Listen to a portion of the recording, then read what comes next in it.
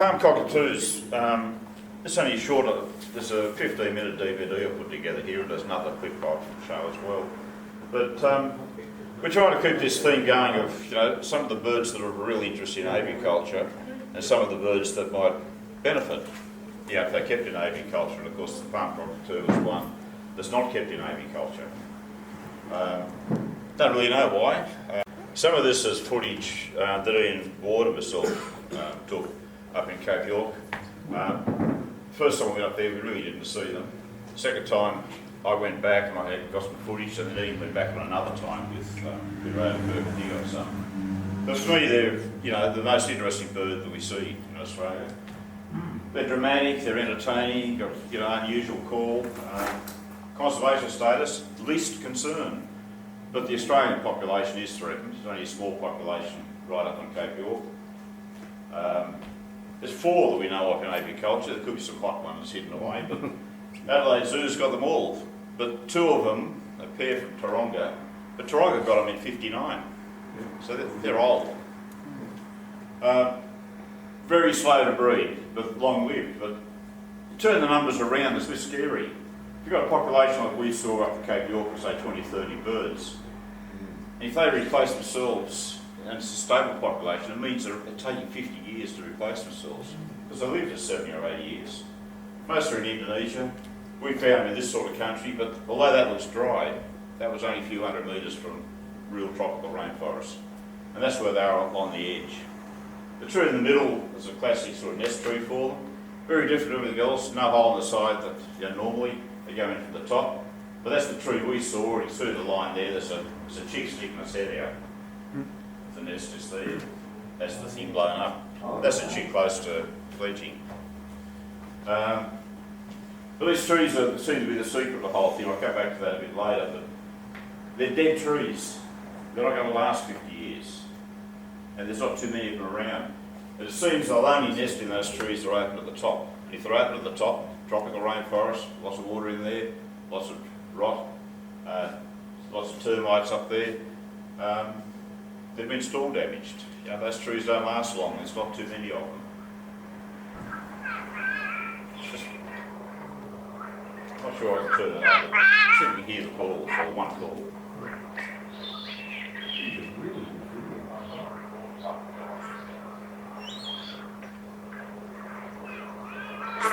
Sounds like hello.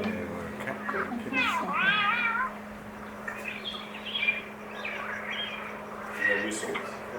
They're easy to hear if you're looking for them.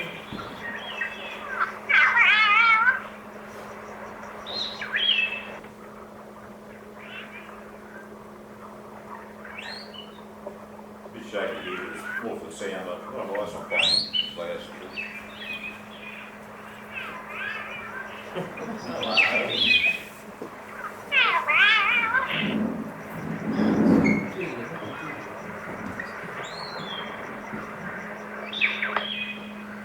There's a cock at the nest. So it's stick in its mouth, so to speak. Every time we saw the bird come back to the nest, it would shred the stick and it would drop all the pieces down the top into the nest. Popular view is that because they're open to the rain, they've got to have a lot of drainage, so the best way of getting a lot of drainage is half fill the tree up with, sticks.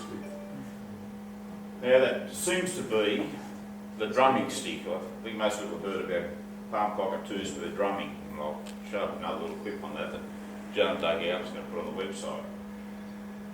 Grabs it in his foot, shredding it and drops it down that hole. That chick, by the way, is there's a hole in this particular tree just down here. To the top of it, that's where the chick's sitting. Yeah.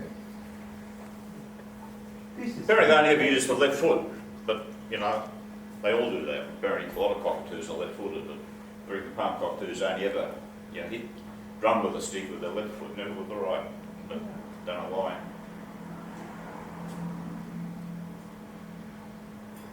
It was a magic moment to see Palm Cockatoo at the nest. I reckon this is a magic video, mate. This is awesome.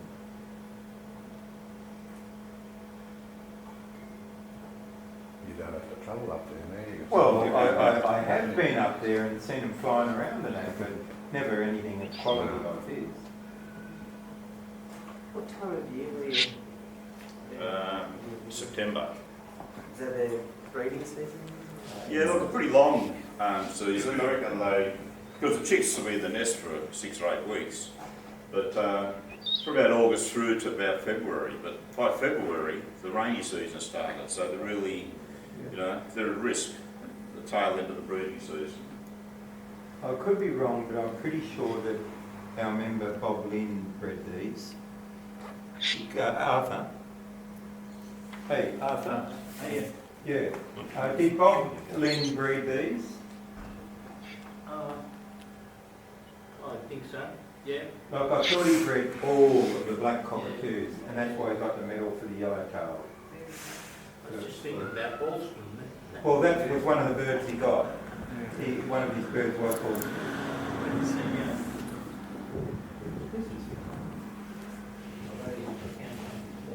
It seems like, although there's not many of these trees, you'd think there's not too much competition for them, because I can't think of other birds that nest in that particular type of an opening.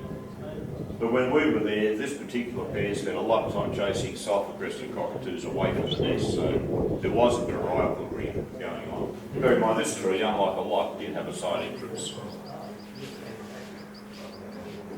Other trees we saw were only open at the top, and that's the classic, Palm Cockatoo, display tree and nest tree.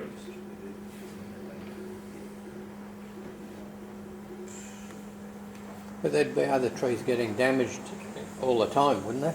Yeah, but if they blow over, they're of no use. Yeah. And if they don't have this opening at the top, that's of no use. If, there's a lot of branches come off, but that's of no use. And when fire goes through, these are the first things that burn. Gone, that'll be gone. Yeah. What we could find out, we were lucky enough to get up there and meet up with a young woman who was researching the things, who's living and working in Cape York. Working on them. Interestingly, with your footedness, I remember someone actually did a study on that, about what foot donut was. It's something to do with the brain and stuff. Is the bird feeding the chick here?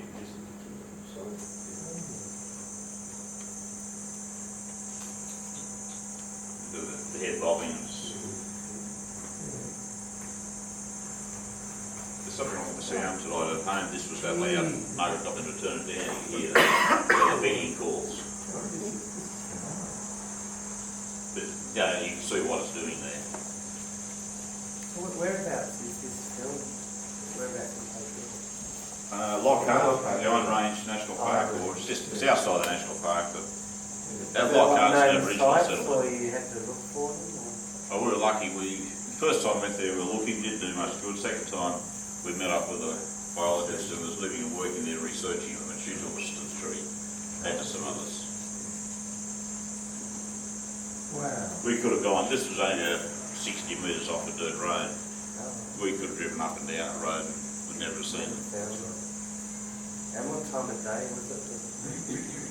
This was taken late morning.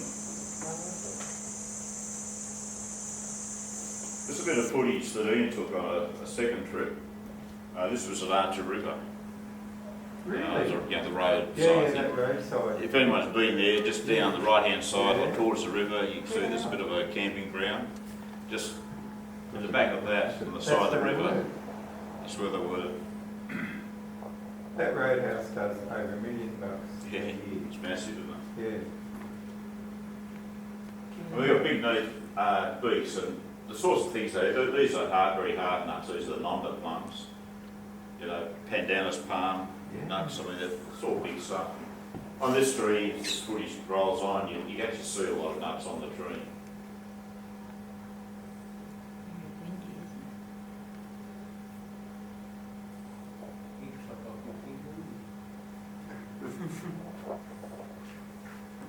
So there seems to be plenty of feed for them up there. It's not a reason for them to be scarce. They live for a long time. But if they can only maintain the population, what is it that's holding them up? Yeah. Only lay one egg, and only do that every second year. So if they have 50% success rate, so only one every 4 years they're producing. And that bird's mortality, that might be a bit questionable. I don't like to say at age they started to breed, but in that earlier stuff, there's one record of a cockbird breeding first at 29.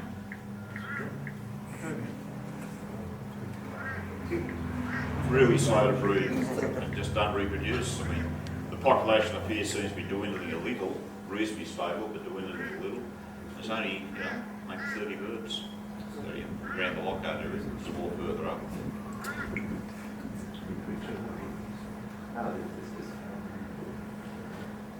You can see the big nuts there, I hope, you can see some here, and, the trees fall. So that's what a big challenge is. Non-but-one. Non-but-one.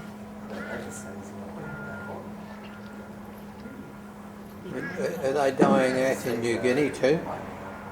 No, and I think that's why the conservation status is least concerned, because they're reasonably numerous in Indonesia, New Guinea and Indonesian islands.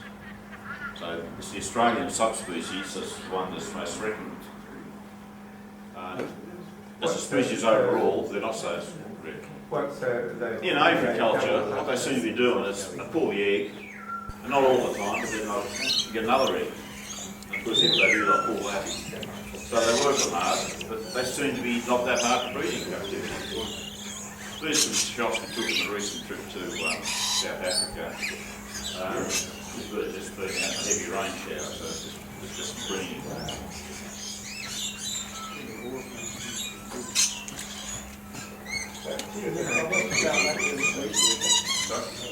South African species palm. No. There's 4 subspecies, 3 in Indonesia and New Guinea, and 1 in Australia. I can't tell you which subspecies that is, but it's one of the Indonesian ones, it won't be Australian. Very few Australians. I don't know. There are any Australians. Probably not legally, but who knows? Very You'd assume not, because it's much easier to get from Indonesia, so you can where it's easier. Yeah, why make life harder? Yeah.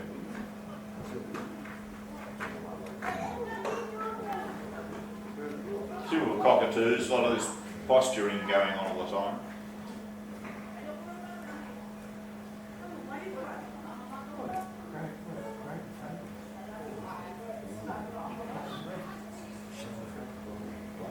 It's a big beak, isn't it?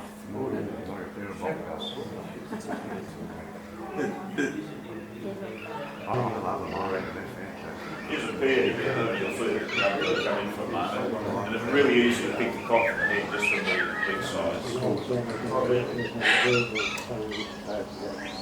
There's a cock coming in. There's a bigger beak.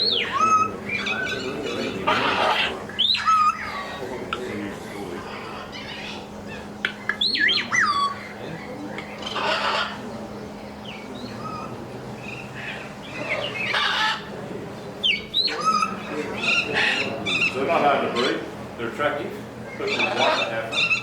Conservation status overall, they're not seriously endangered, but we can't touch them, can't have them. You don't know why, even Adelaide Zoo. It's got 4 birds, why can't it get some new stock? 3 of its 4 birds are ancient. Where does it go with them? It's amazing that a breeding bird can be so tame. And they're so gentle, they don't bite. I mean, look at that beak is massive. Yeah. Incredibly gentle. Who is? Bragger. He's a bragger, isn't he, mate? Now, I never thought I'd get that close to Palm Cockatoo. Now, this woman was hand rearing. She only had 10 or 11 in there. 10 or 11 pounds. Caught it, hasn't it?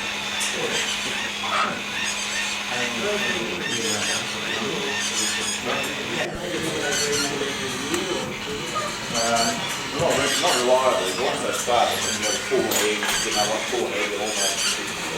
I quite expect it, numbers. These agents had a dedicated feeding room, and just above his head, they had these purchases made of the old things to coach for exercise. General Lennon,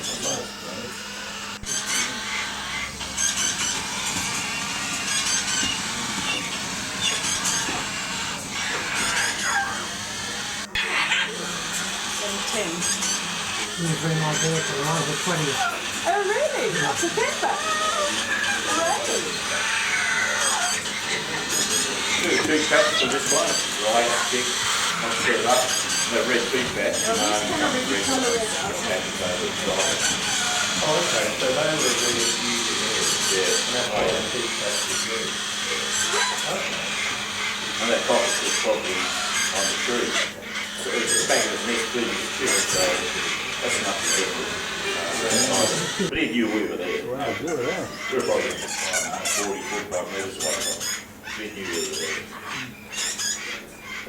You go. Some of these decided they're out. Incubation. They're out of the cage and they're exercising on the surface. That's enough for you to get inside them and get the rest. Big patch. Wow. That's that. What a